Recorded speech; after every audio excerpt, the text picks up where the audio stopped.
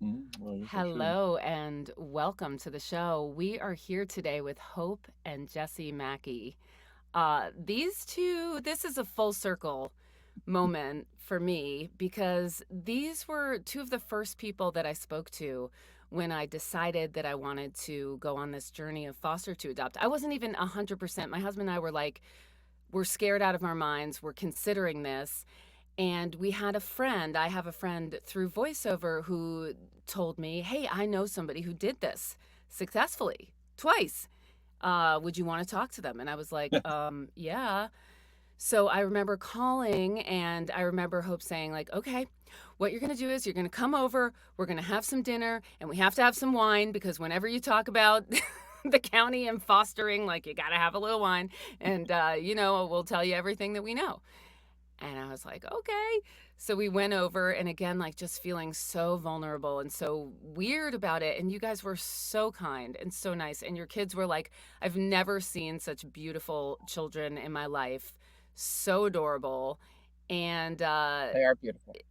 yeah, it really just that was what made us be like, okay, I think we can do this. Like these people are like us, like they're artists like us, and they figured it out and we can do this.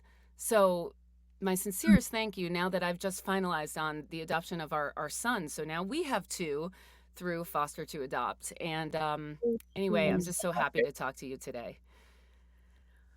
Yay. So I Thank was you. I was thrilled for you to get back in touch because we've we've mentored dozens of families through in different aspects, just having people over for dinner like you and telling them, and then they go off, or and sometimes we mentor all the way through to like, we are there in the courtroom. So it was oh so wow. amazing to find out. I think you had texted me halfway through with some questions and we chatted. So I didn't know. So Yes. so to come back and find out the rest of your story has been really special for me. I know. Thank you. And it's been 7 years because my daughter just turned 7 and we got her when she was 3.5 weeks old. So that's crazy. Great. Like just that aspect of it. So Our son that we tell just got me, 4 days old. I'm Oh sorry, no, I Jesse, said go our son ahead. that we took home at 4 days old is now 11. Oh my God. That's a whole different, yeah, 11. Wow. Preteen. I want to hear about that later. Hmm. First, I want to hear just about how you guys came um, to this journey, foster to adopt. And I kind of know your story, first of all, because you shared it with me 7 years ago, but also you did this beautiful movie, which we'll talk about in a little while. But just so that the listeners know what your story is, how did you come to it? Is it something that you always thought you were going to do? Was it a shock? Tell me. So we got married a little later in life. So, but we knew right away we wanted to have kids. I thought it was done because of my age, but Jesse was like, nope, we're going to be parents. Mm-hmm. So, Mm-hmm. we pretty much started trying right away. And within a month or two of getting married, we went to a fertility doctor and found out that this wasn't the path for us. Right. So we Sure. had one of my best friends is was years ago a DCFS social worker and said you Mm. should look into this. So that kind of started the whole journey for us, and we went to classes and we were like, this is what we want to do. We also are Mm-hmm. of limited means, Mm-hmm. uh, and we knew we didn't want to send everything we had on an adoption and then not have everything to raise our kid or give our child whatever it Sure. needed. Um, Yep. so that's sort of what started this path. And then we started the licensing process. Hmm. And within 6 months, we were placed with a 6-month-old boy named Landon, who, well, fortunately and unfortunately, because, foster adopting is all about reunification. Yes. 9 months later, he went back to his mom. Mm-hmm. We were there the whole process, weekly visits, overnight visits, helping her become a better parent. And he thankfully went back to, a home where he could thrive. And then within a Mm-hmm. week and a half, we were placed with Lewis. Now, And let me Lewis stop was you right supposed to be a there. safe surrender. Yeah. do, I just want to stop and because I ask you talk a about. lot. No, no, no, it's great. I just want to ask. There's so many interesting things I want to just pick up on before we move on. Sure. So, so you guys always knew that you wanted kids, yes. Always knew that you were Yeah. comfortable with adopting, or was that a hurdle that you had to cross? I always had the thought in my head of wanting to have biological children, but then also adopt Okay, on top of that. And so when the biological thing turned out to not, work for us, it was yeah, just an immediate pivot. Like, okay, well, here's what we're doing now, and she went right. along with it. So We had Okay, conversations. We had conversations when we were dating about like, hey, you know how old I am, right? And so he's like, oh, I don't care, we'll adopt. So we right, sort of knew going into it was, I mean, it was devastating. It's always devastating. It was devastating, right. but we were able to pivot quickly. Gotcha. And do you mind, and if you don't want to say this, I totally get it, but do you mind telling us how old you were? Just because a lot of people have this barrier about age, and I'm an older parent too, and they'll say to me, I'm too old to do this now. I can't do it. It's too late. And I'm like, no, it's not. So you could just give me a ballpark or whatever, she just was so in my that late, listeners know. she was in my late 30s. She was in her early 40s. I think Okay. I said just turned 41 when we got married. Okay. Gotcha. Yeah, that I was in my I think I was by the time we got Izzy, I think I was 44. So Mm-hmm. I was late. And when we got Dominic, I was 49 by that point. So I am like really old to have like an almost 2-year old. But like I always say, like, Yes. you know what? It I'm, keeps me young.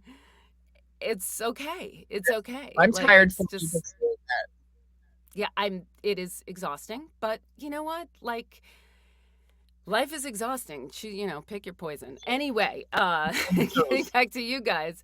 Um, so you went directly through the county, is that correct? Because this is an interesting thing that I haven't really talked about with that. anyone yet. Is so there's two different ways that you can go about fostering to adopt. You can use a foster family agency, and that's what I did, or you can go directly through the county. Can you speak to that experience? basically, we didn't know any better. Well, That's why we did Okay. what we did. Was yeah. we just went straight to the county. We didn't know about FFAs. We didn't know about the support that you can get through an FFA. We just were like, okay, I guess this is how you do it, and we went straight into the county. So we have since learned, since we've been on this, this path for a long time, and since we've helped so many people, and one of our social worker who placed us with my son Lewis has become a really good friend and like an auntie in our house. So Hmm. she has helped us with questions over the years. Hmm. But so going straight through DCFS just means that a DCFS social worker is connecting you. You take your classes and you go through that way. The FFAs, it's so DCFS also uses straight people like us who are working with them, and then there's Hmm. not enough foster families, so they also then use the FFAs, and they Right. funnel to choices to the FFAs, which is why when you work with an FFA, then you get the call. Got it. There's really no rhyme or reason for it. So there was a period a few years ago where Hillary had told us, don't send anybody else to DCFS. We're overwhelmed. Send them to the FFAs because they're helping more. Okay. And then recently she's just said, oh no, no, no. It's better to go straight through DCFS. There's a lot of pros and cons, which is probably, an entire other podcast. Hmm. Um, it worked Interesting. for us. We're Hmm. super, yeah, we're super happy to go through the FFA because No, through yeah, DCFS, because we also then have access to Ties for Families, which is an amazing resource and a wraparound service through UCLA that has helped Ah, us from infancy, from our first foster son, all the way through therapy we get now for both my kids for different issues that have come up. and group therapy amazing. for us. We went to infant Hmm. group therapies where we met other parents that were in the same boat with their kids, talking about it was the meetings were for the children's issues, but Hmm. ultimately it ended up being a source of information for us just being in a room with other foster adoptive parents. Yeah. Oh, that sounds great. I've actually So heard that's of actually why UCLA ties. Yeah. That's why I actually, now people call me and are waffling, I sort of steer them to DCFS because the extra support from ties has been pretty much why we went back in, why we when our first foster son went back and we were devastated, Mm-hmm. they just took us in a big hug. And that's why we finalized, now we have two amazing children. Wow. So they act at like a foster family agency in that regard? Like, are they there for you? Do they give off? They don't offer you the placement. That comes to you No. through the county. So they're basically just there for wraparound services later if things come up. Mental health I services, see. Okay. therapy. Like Yeah. regional center, kind Sort of. of like Sort regional of. center, but like 1,000 times better, like just Right. on, so yeah, Yeah. just more accessibility. They're funded, so Uh-huh. it's been an amazing resource for us. So I've that, heard great yeah. things. And it's funny, I actually tried to get in there when heard about them this past year, and I couldn't get in. And I don't remember why I didn't make that criteria, but there was something about it that we didn't qualify for that like to get in. So that's interesting. Um and I noticed that they Most of it's actually DCFS, but right. Uh I noticed that they were actually a part of your film as well. Did they support that yeah, film? That's amazing. I want to hear I more think about that. we were just it was just more thanking them, and they came Ah, afterwards, and they attended screenings, and yeah. We had screenings, and they would come and hand out information or talk to anyone who wanted to talk to them. And the doctors there have always been, very friendly to us, and we've reciprocated by going to as many of their events to speak as we can. And Yeah. anytime they need someone to talk about their experience, we were there. And so it became sort of, Symbiotic I guess. right. Yeah. relationship. Yeah, Very much so. we speak for they have orientations, and we speak at orientations, and Got it. Got it. I do a similar thing for Extraordinary Families, which is the FFA that we went through. Okay, so getting back to yes, your I actually know them story. really well. Oh, good. Yeah. Yeah, that's right. You said you know somebody involved with Extraordinary Families. Yes, yep. Okay. Okay. Yes, loves them very much, and yeah. Um, Getting back to Landon. So you had him for Mhm. 9 months, did you say? 8 months, 9 months? 9 months. From when he was about 15 months old till was it? He was No, I'm sorry, 9 months 6.5 old. months to 15 months. Yeah. Okay. Six and And a half months old to 15 months. and did it feel like, did you kind of know that whole time? Did it look like reunification was kind of going to happen, so you were somewhat prepared as much as you could be, or was it Probably kind of a left field? probably about halfway through, we started Mhm. realizing that this was not gonna be a permanent situation. Mhm. It was hard for us. It was Of hard for us to course. wrap our mind around that because, we didn't, we were taught DCFS, well, anyone who gives you a call, they just want to place the child. So there's a Mhm. lot of talk of you're a fast tracked, or this one looks really good, because they just want the child to be Aha. placed with a family. So Yes. we learned that the heart, like every other family does. And Yes. so we thought from the beginning this looked like it was going to be a immediately permanent situation, and we were aware that it didn't look like that very, very soon, and then it got worse. So about halfway through, it was like, oh no, this is just us getting him ready to go back to mom. Uh-huh. Uh-huh. It's so I can't even imagine what that would be like, because you're just, especially with an infant, I mean with any child, but you're there every step of the way, every second, and then to just have them removed. I can't imagine that pain.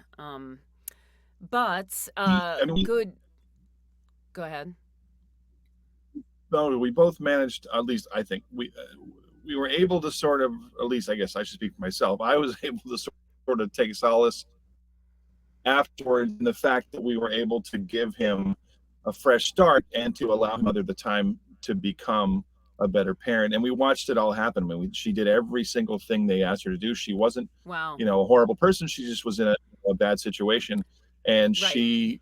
jump through everything because she wanted her son back, and then she Yep. ultimately earned that.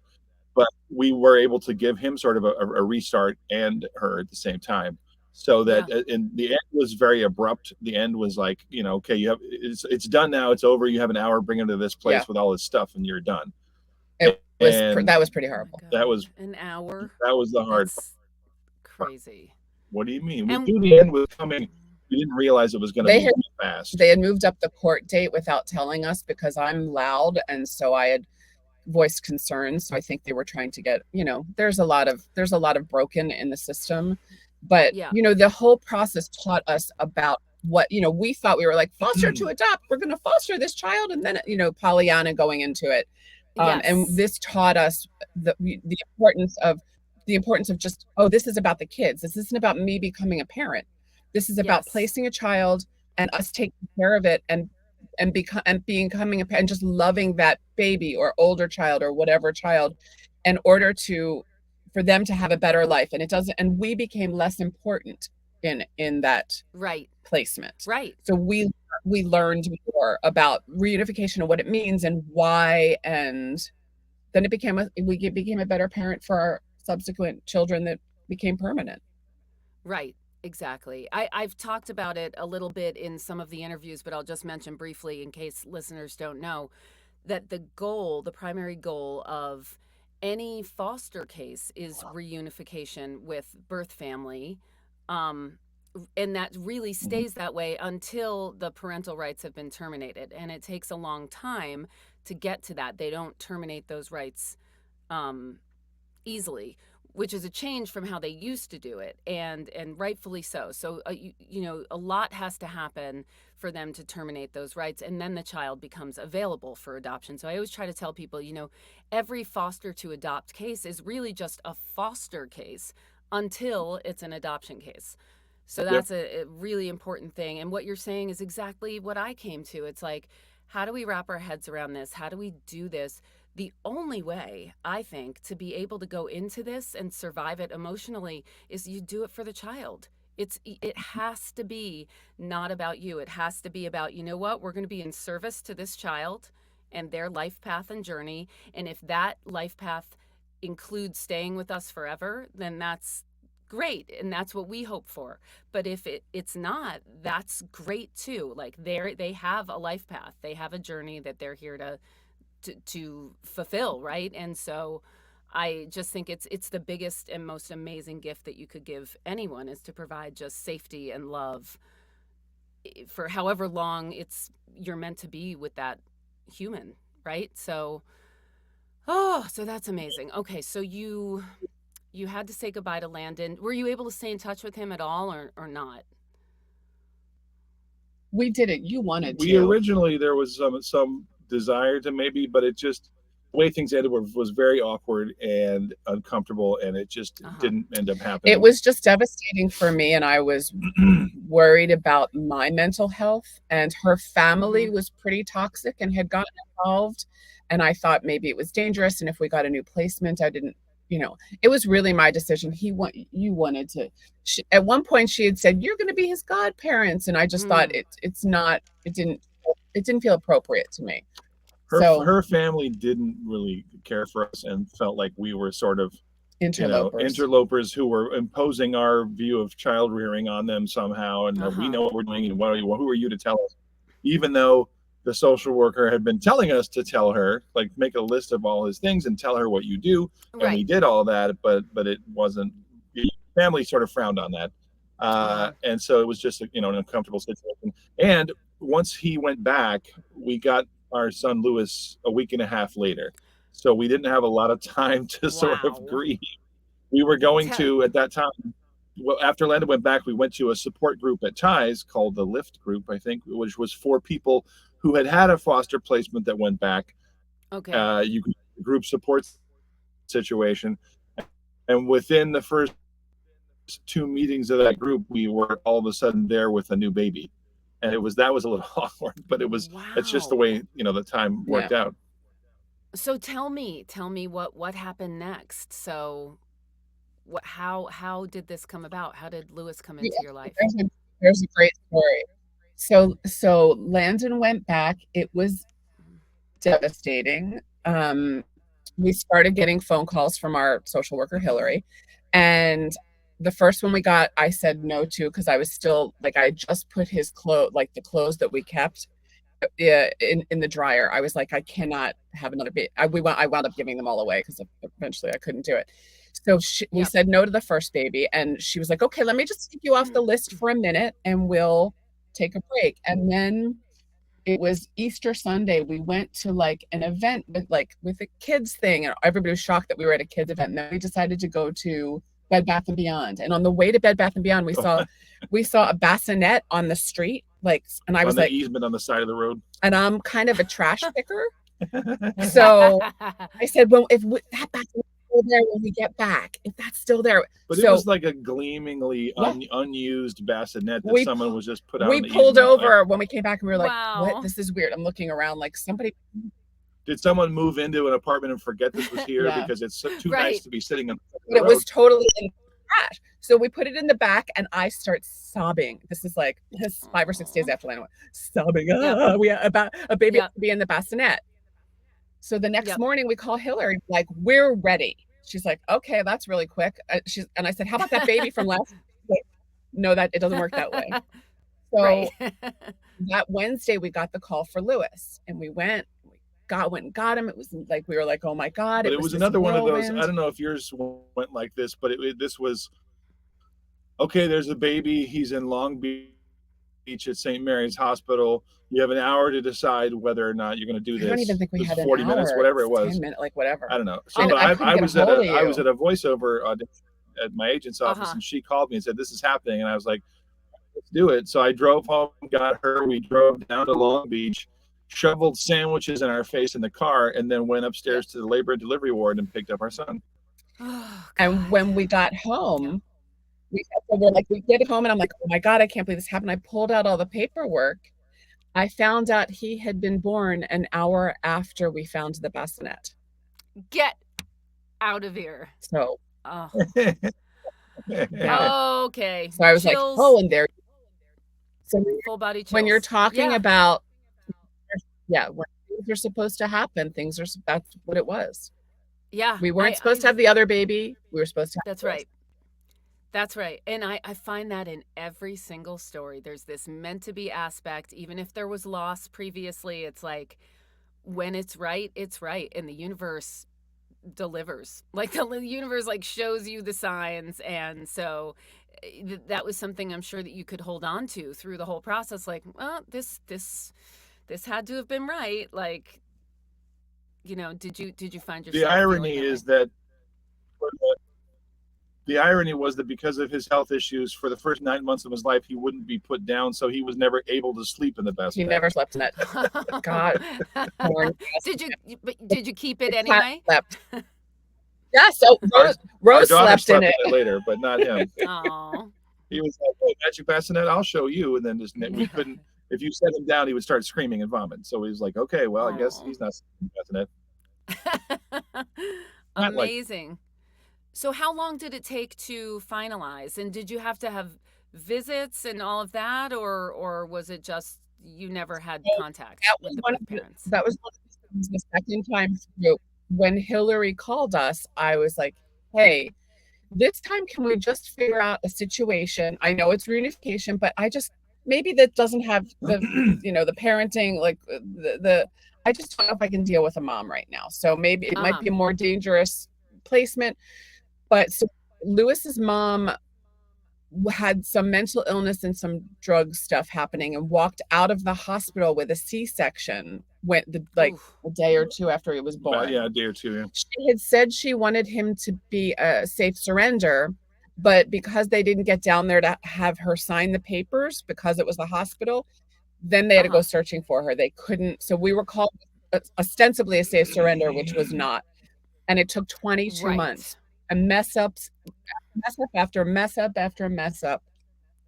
Yep. Publishing, searching for mom, searching for dad. It was ridiculous. Yes. And you know that if things in the DFS system, if things aren't done in the pre-stated amount of time, it gets continued. Yeah. It gets continued. It gets continued. It gets continued. Yeah. Yes, And yeah. 100%. We had to do publishing too. And again, for listeners who are like, what is publishing? So if they can't find the birth parents, and this was the situation with my daughter, they were homeless and they had no way to serve them papers. So you cannot terminate parental rights or do anything like that if you can't serve the people, because legally they have to be served.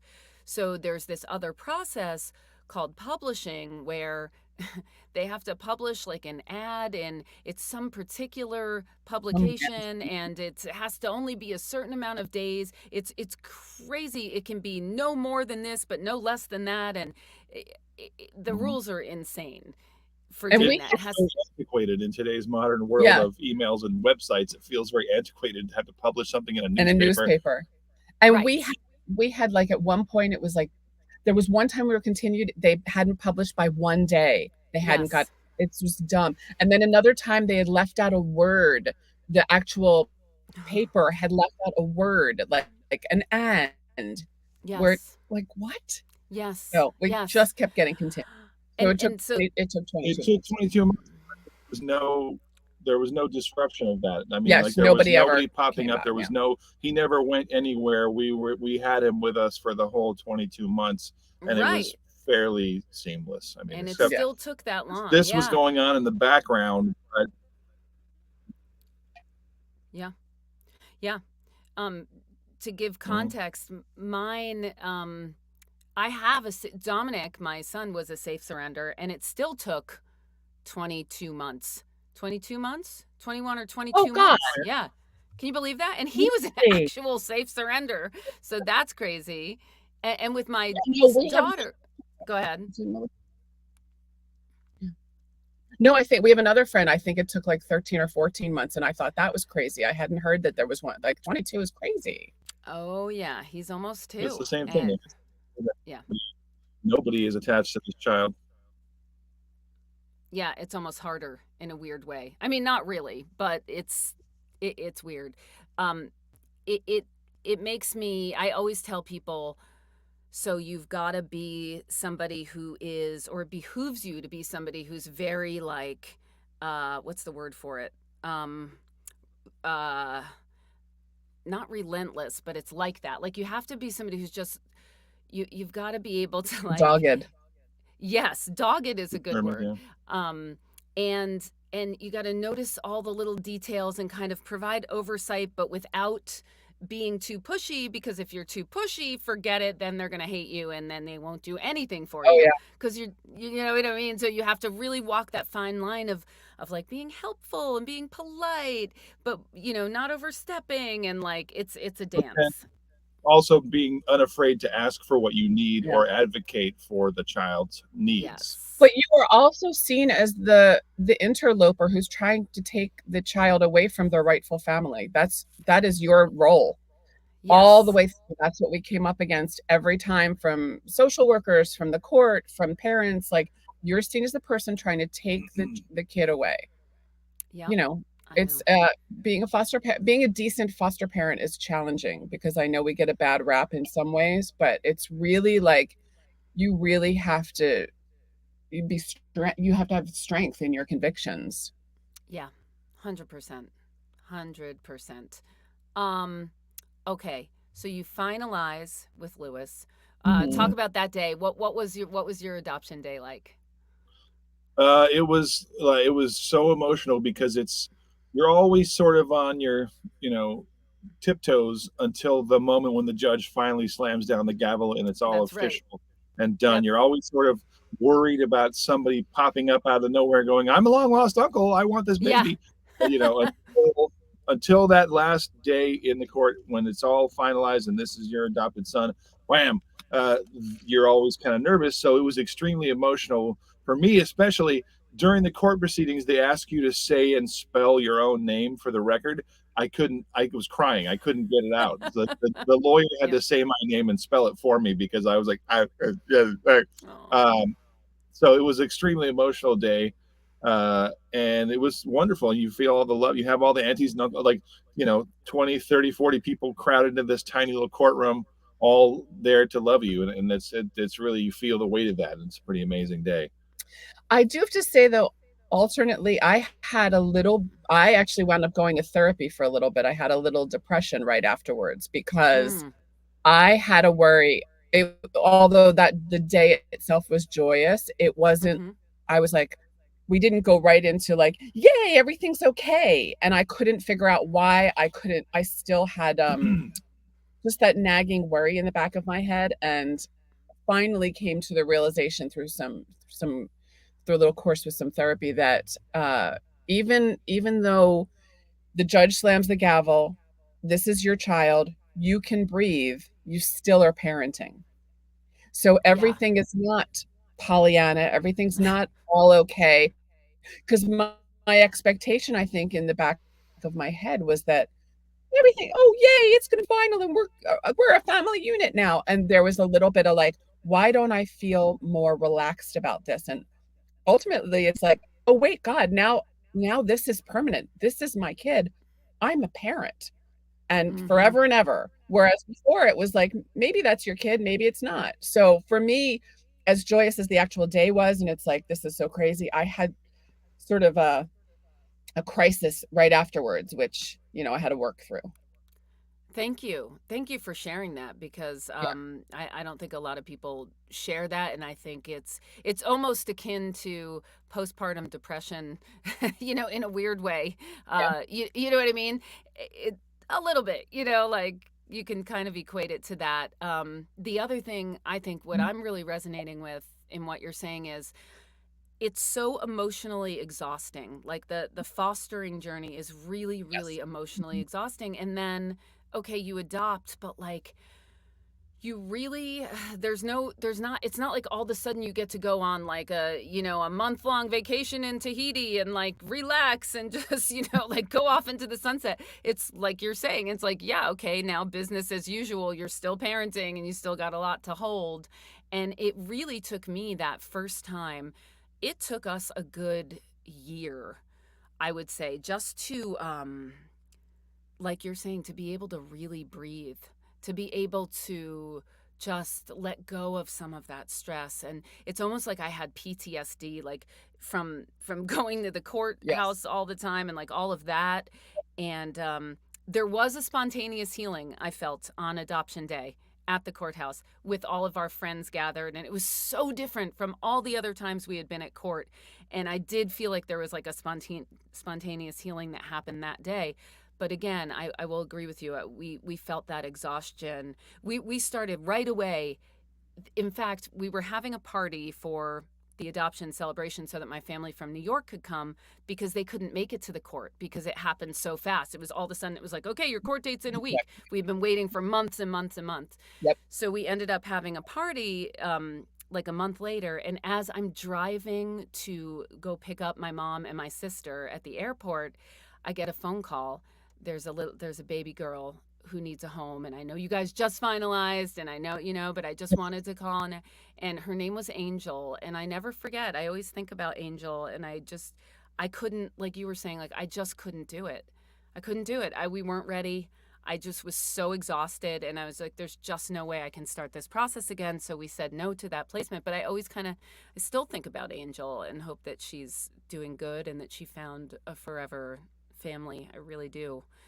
Um, To jump on that, after, since we're about to talk about Lewis's finalization, once he finalized, we decided to go right back in right away, wow. and because we needed to do a new home study um because Lewis was now, a part of our family. We had Yeah. to do another study to get another placement, but we were Right. still on the emergency list because we had an empty bed because we were still licensed.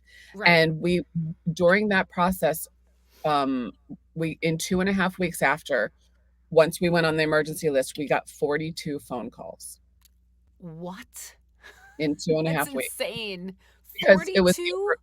the emergency list, and I think about those kids all the time. Just like you said about Angel, I Yeah. think about we still remember, like, there were the twins. One was the in the hospital. Yeah.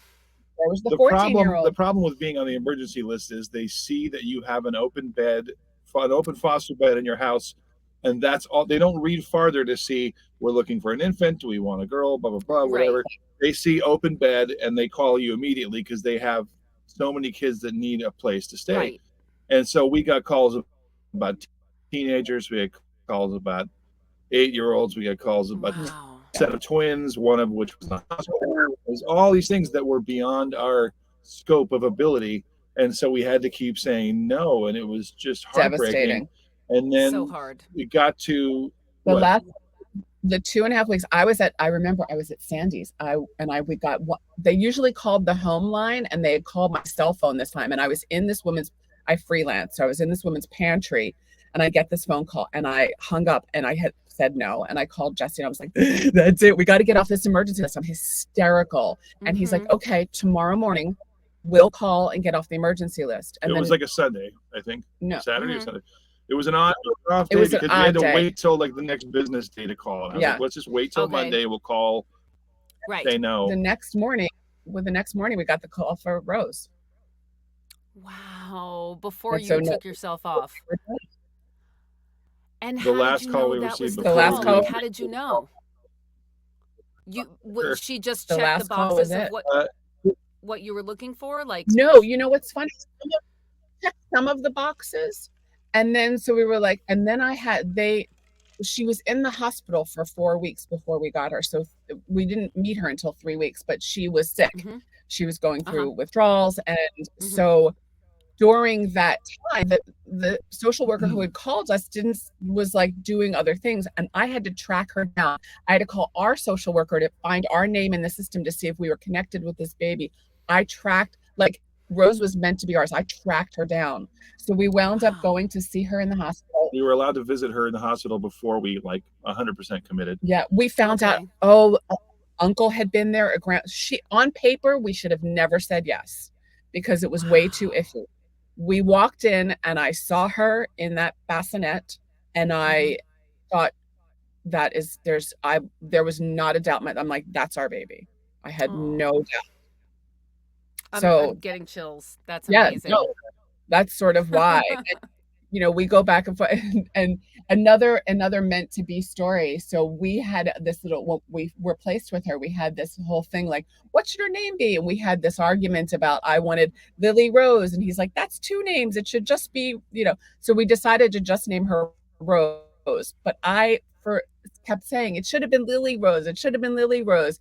And then when we finalized, we wound up getting in touch with her grandparents. We keep in touch. I send pictures. Her maternal grandparents. The reason that's great. that when we first emailed her, she said, I'm so glad to find out that she's being taken care of. The only reason we didn't take care of her was because I was taking care of my mother at the time, who has since passed, and her name was Rose.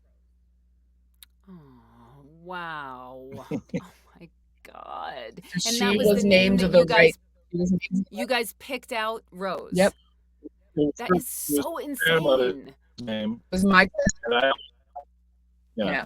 So anytime I'm like, it should have been Lily Rose, he's like, it should have been Rose. Wow, that's incredible. Yeah. That's the story that I have is a very similar story where when we were same thing.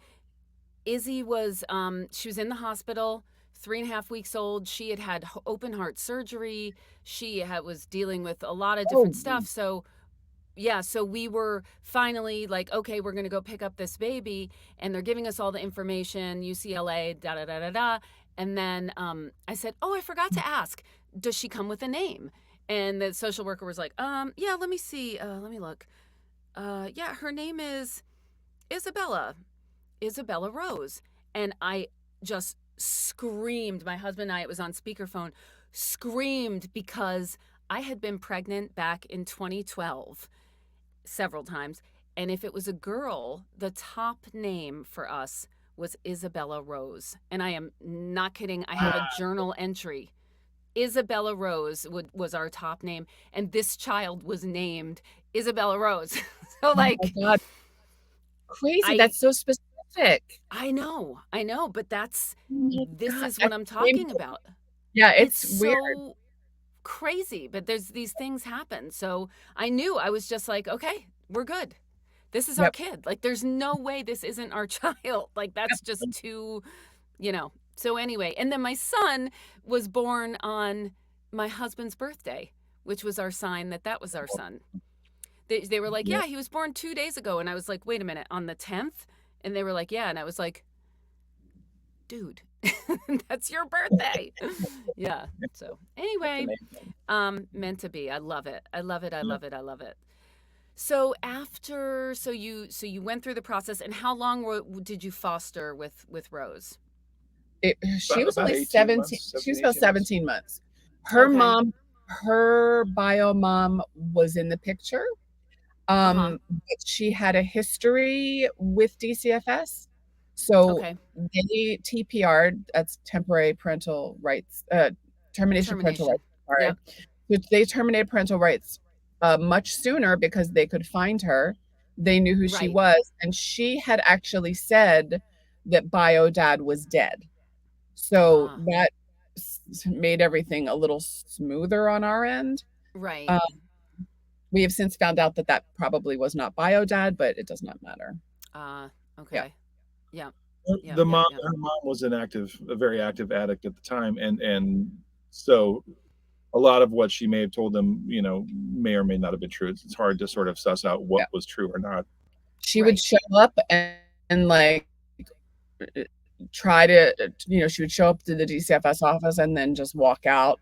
So we never wound up having any visits with her at all, even though she was in the Gotcha. picture.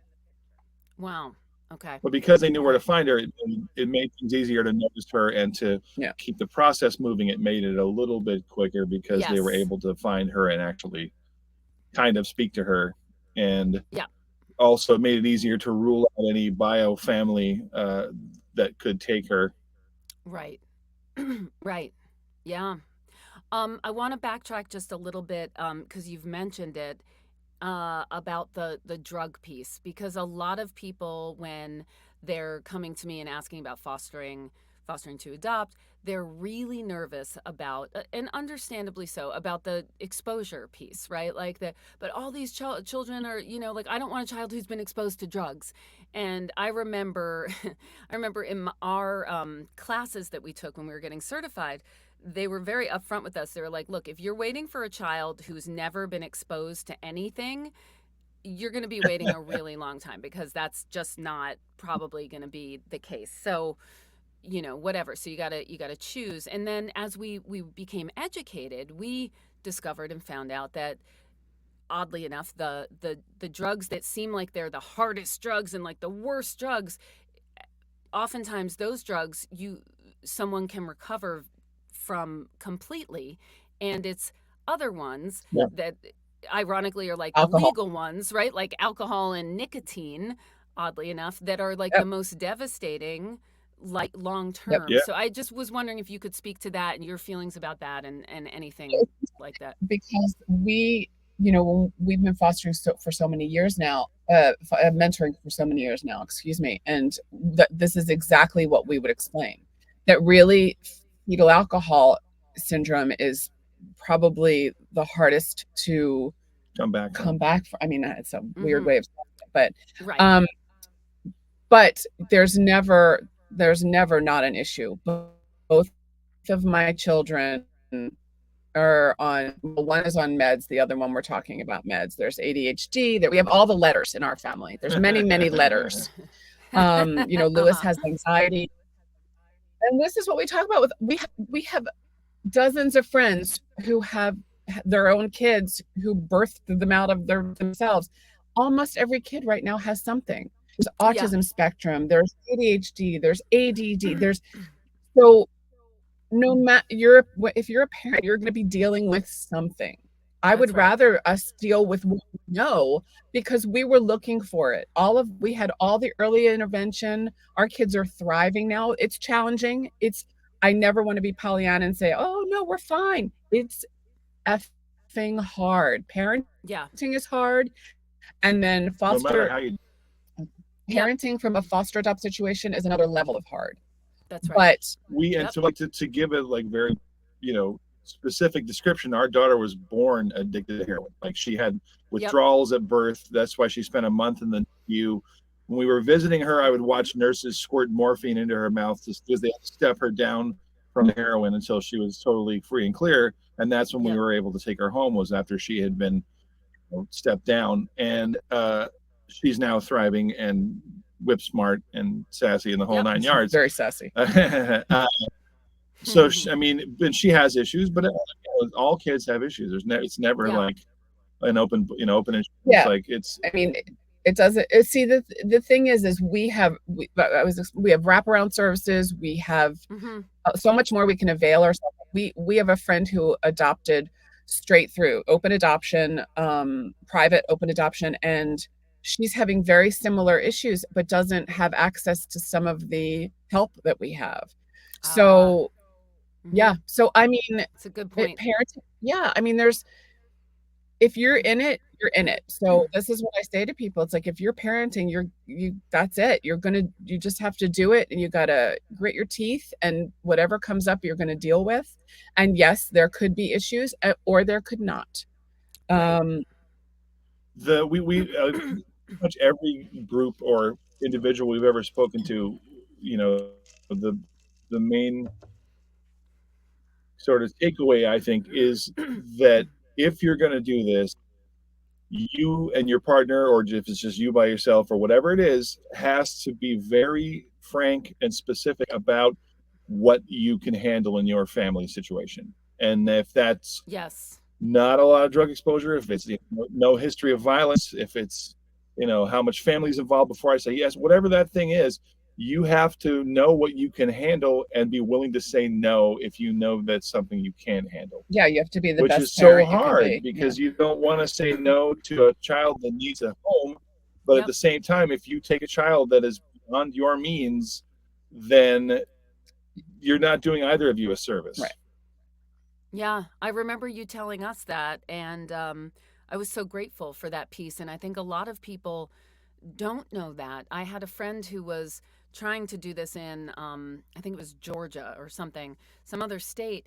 And they were telling her, she was working just directly with the county, and they were telling her, like, no, you have to say yes to everything. Like, you have to just, and she called me and was like, is this true? And I was like, no, like, absolutely not. I mean, I don't know how Georgia works their system, but like, no, you have to, as you said, like, you got to know what you're signing up for. And even when you think you know what you're signing up for, you still don't totally know what you're signing up for, because things can emerge, right? Different things will emerge over time. And like, in a lot of cases, social workers need to place that kid, so they'll try to sell you a little bit or soft pedal things that may be bigger issues for you, and because they need to place that baby. So it's like, and you have to be willing to dig as much as you can.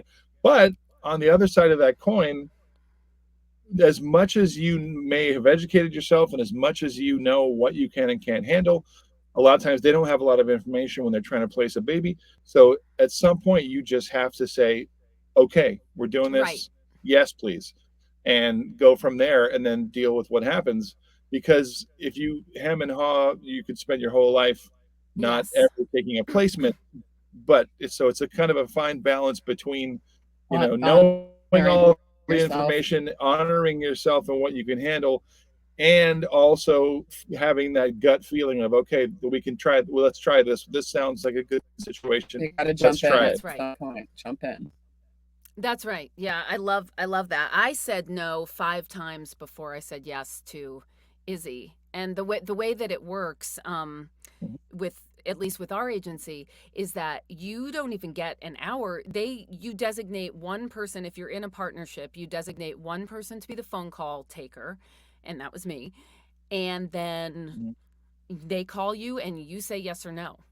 You can't even check with your partner, because you need to already be on the same page as your partner, because they don't have time. They need to find this child a bed. So I felt so much pressure of being that person, like, oh God, like this is so much pressure.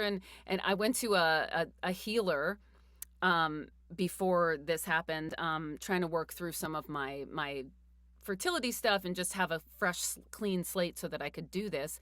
And I shared with her, this is the thing I'm the most nervous about. is getting this phone call, and I want to pick the right child. I want to pick the child that's going to be in our forever family forever. Like, I don't want to have to go through this if possible. I know there's a kid out there that's supposed to be in our family. And she said, okay, when you get the call, put your hand over your heart and just close your eyes and just feel. If it's a yes, say yes. If it's not a yes, don't say yes. So literally 5 times I got a phone call. I put my hand over my heart. I closed my eyes and I was like, oh, I'm just not getting a yes. It's not a yes. So I said no all of those times. And then with my daughter, same thing. I was going to a voiceover audition. I pull over on the side of the street. I take this phone call, put my hand over my heart, close my eyes. There's a baby girl, start giving me the details. And I'm like, I think it's a yes. I think it's a yes. Like, can I call my husband? Please let me call my husband. Just let me call him.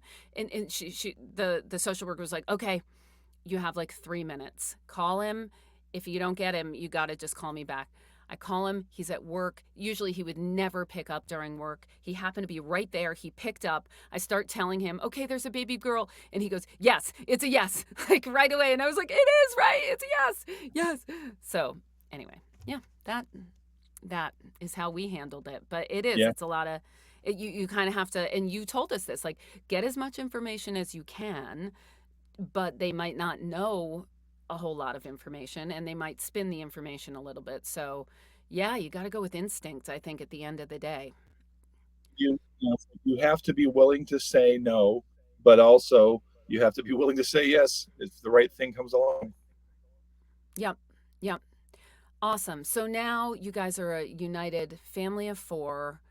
Do you ever think about doing this again? You do? It's so funny. Somebody just asked us recently. No. I live in fear that we're going to get another phone call from a bio parent because you're attached to those kids. So Yep. we're again, you have to be the best parent you can be, and I think we're the best parents we can be to our children right now. That would not involve another child. But that being said, we have this fantasy. We have a tiny little house. Each kid has their own small room. There's no room for anybody else.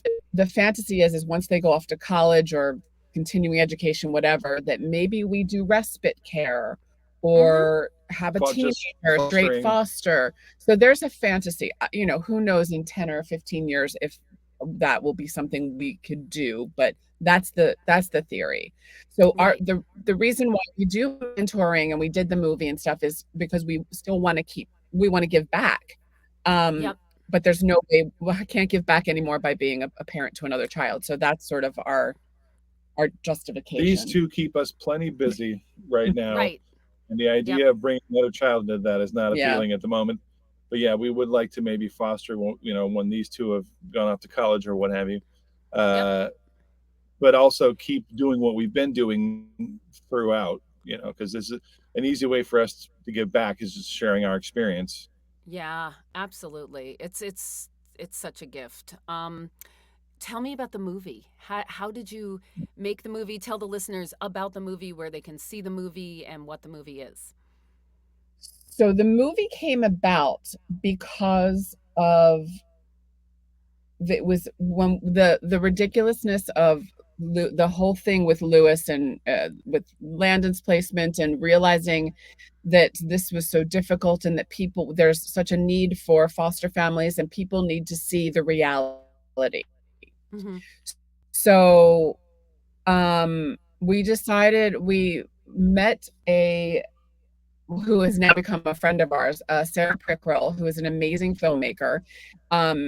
She was sort of new to it at the time. She'd done a couple commercials and she was dabbling. But we talked to her about, like, this is my idea, is to film the path all the way once we're placed with a new baby. This is before we got Rose. So it was right at the end of Lewis. So she came and filmed Lewis's adoption day to that end, because we thought, we can use that and have that be a bridge. Lewis's adoption day video is incredible. It's on Vimeo. If you look up Lewis Mackey Adoption Day, I believe it is. Something like, if you look up Sarah Prickrill on Sarah Prickrill, Prikryl. LL.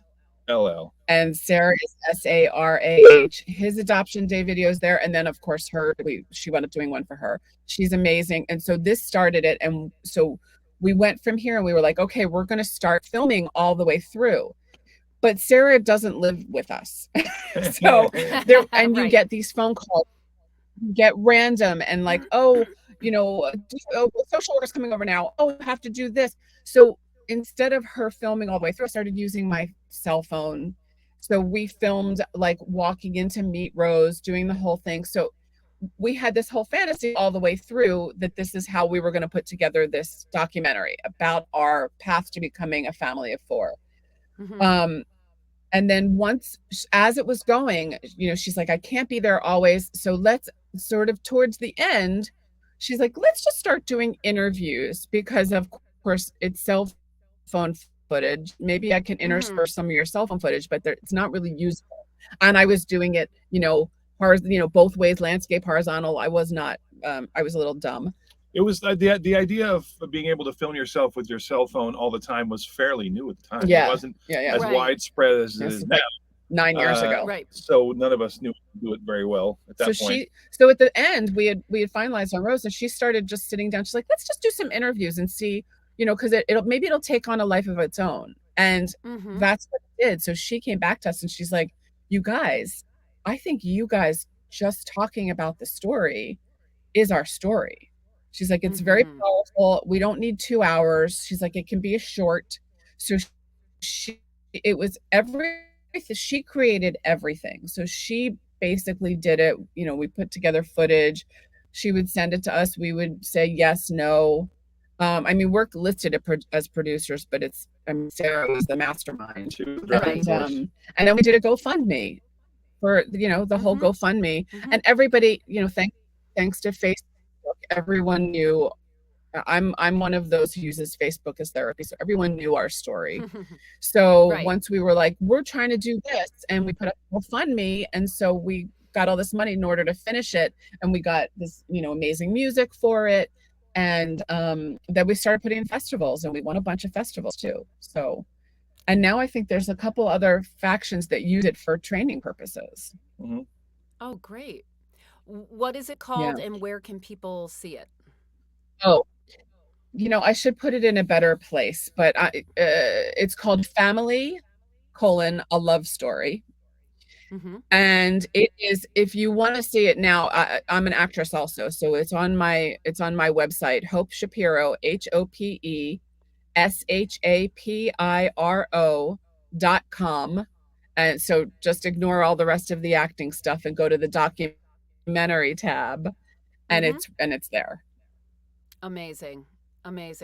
And if people did want to speak with you about, to sort of not necessarily be mentored by you, but just have a conversation, are you open to that? Or can they reach you through your website, or how do you feel about that? That's what we do. So yes, I think there's a way to send an email there. Or do you probably? Yeah. They can probably. I think you can access through that same website. Yeah. If anybody has questions or. Great. Amazing. Last question.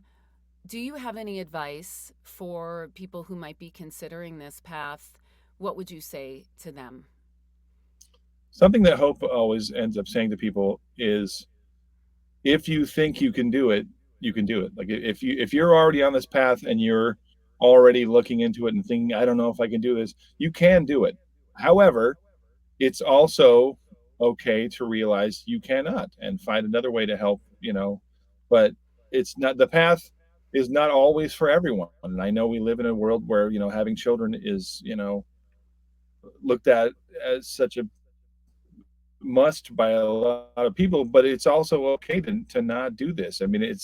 If you were going through the whole process and you realize, I don't think I can do this, then you can honor that as well, but also know that you are strong enough to make it happen. Just my biggest advice, just be honest with yourself. And if you're going into this and you're signing up for classes and you're doing it and you're like, I think I can do this, then you can. Then trust yourself. If you're signing up for, you're all the way through, you're like, why am I doing this? Then don't do it.